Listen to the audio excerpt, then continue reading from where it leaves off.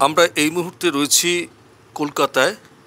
কলকাতার রবীন্দ্রভারতী বিশ্ববিদ্যালয়ের সাংবাদিকতা বিভাগীয় প্রধান ডক্টর দেবজ্যোতি চন্দ্রের কাছে, যিনি প্রতিবেশী রাষ্ট্র বাংলাদেশে যে গত জানুয়ারি মাসে যে সে দেশের সাধারণ নির্বাচন হয়েছিল, সেই নির্বাচনেও কিন্তু আপনি তো ভারত থেকে একজন অবজারভার হয়ে সে দেশে গেছিলেন। আপনার ভারত বাংলাদেশ সম্পর্কের নিরিখে আপনার অনেকটাই আপনি প্রাজ্ঞ বলে আমাদের ধারণা।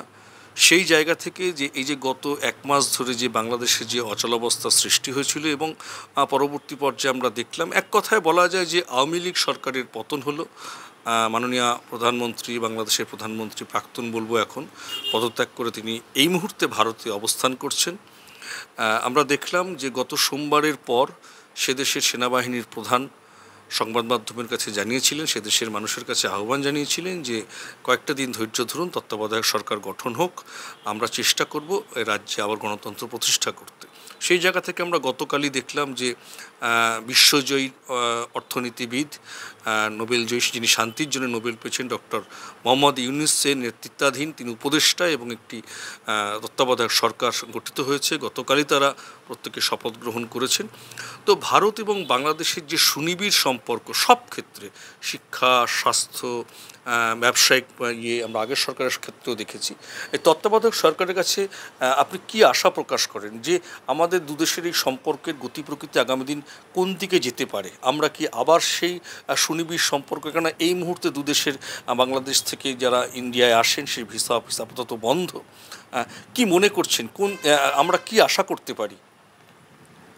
আমার প্রথমেই আমি এটুকু বলি যে গত 2-3 দিনে বাংলাদেশে যে অভ্যন্তরীণ যে নিরাপত্তা, সেই নিরাপত্তায় একটা খুব খামতি দেখা দিয়েছে এবং সেখানে প্রচুর মানুষকে হত্যা করা হয়েছে।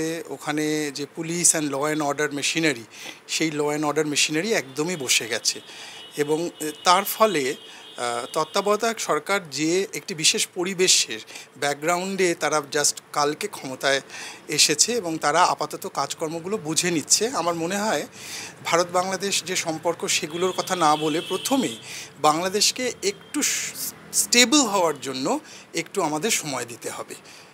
এই তত্ত্বাবধায়ক সরকার একটি নতুন কনসেপ্ট এবং সেখানে ডক্টর ইউনূস বিদেশ থেকে এসে একটি উপদেষ্টা মণ্ডলীর সাহায্যে একটি গঠন করেছেন এবং তার পেছনে অবশ্যই আমরা জানি যে বাংলাদেশের আর্মি এবং আর্মড ফোর্সেস রয়েছে। এই আর্মড ফোর্সেস এর আর্মি চিফের ডিরেক্ট সহায়তা এবং তত্ত্বাবধানে এই সরকার গঠিত হয়েছে। আমার মনে হয় এদের আমাদের একটু সময় দিতে হবে। তারা প্রথমে দেশের অভ্যন্তরীণ যে নিরাপত্তা, সেটাকে একটু সুনিশ্চিত করতে এবং মানুষের জানমাল রক্ষা এবং ডে টু ডে যে অ্যাক্টিভিটিস একটা যে কোনো দেশে হয়, সেগুলো আগে ঠিক করে তারপর তারা হয়তো তাদের যে বিদেশ নীতি কোন দিকে যাবে। এবং ভারত অবশ্যই বাংলাদেশের সবচেয়ে বড় প্রতিবেশী।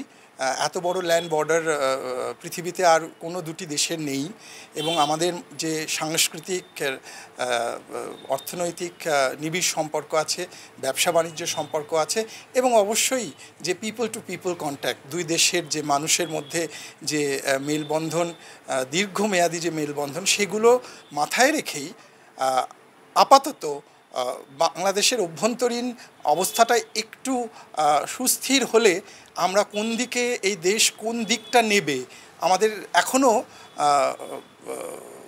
মোহাম্মদ ইউনূস যে প্রথম বিবৃতি দিলেন তাতে উনি স্বীকার করেছেন যে আমাদের যে সংখ্যালঘু রয়েছে বাংলাদেশে, হিন্দু, খ্রিশ্চান, বৌদ্ধ, আহমেদিয়া, তাদের ওপর অ্যাটাক হচ্ছে এবং তাদের জানমাল সুনিশ্চিত করার জন্য তিনি জারপনে এগিয়ে আসতে সবাইকে বলেছেন। তো দেখি কোন দিকে যায়। আপাতত কিন্তু ভারত সরকার খুব বেশি রিয়াকশন দিচ্ছেন না। আপনারা খেয়াল করবেন যে এখনও পর্যন্ত আমাদের যে উইকলি ব্রিফিং হয় মিনিস্ট্রি অফ এক্সটার্নাল অ্যাফেয়ার্সের, তাতে কিন্তু যতবারই স্পোক্সপারসনকে জিজ্ঞেস করা হয়েছে, স্পোক্সপারসন কিন্তু এটি বাংলাদেশের একটি অভ্যন্তরীণ বিষয় হিসেবে বলেছেন। শুধুমাত্র আজকে আমরা আমাদের হোম মিনিস্টারের একটি টুইট বার্তায় দেখতে পেলাম যে একটি কমিটি গঠন করা হয়েছে, যেখানটায় বিএসএফের যে ইস্টার্ন সেক্টরের ডিজি, তাকে দায়িত্ব দেওয়া হয়েছে। এই কমিটি বিশেষ করে এই বর্ডার এরিয়াতে আমরা খবর পাচ্ছি যে কিছু হিন্দু জনগোষ্ঠী তারা জড়ো হচ্ছে, তাদের ওপর অ্যাটাক হচ্ছে, এই সব কিছু একটু দেখার জন্যে এই কমিটিকে দায়িত্ব দেওয়া হয়েছে। এই কমিটি ভারত সরকারকে রিপোর্ট করবে যে কিভাবে ভবিষ্যতে আমাদের প্ল্যান অফ অ্যাকশন কী হবে। তো আপাতত এইটুকুই বলছি।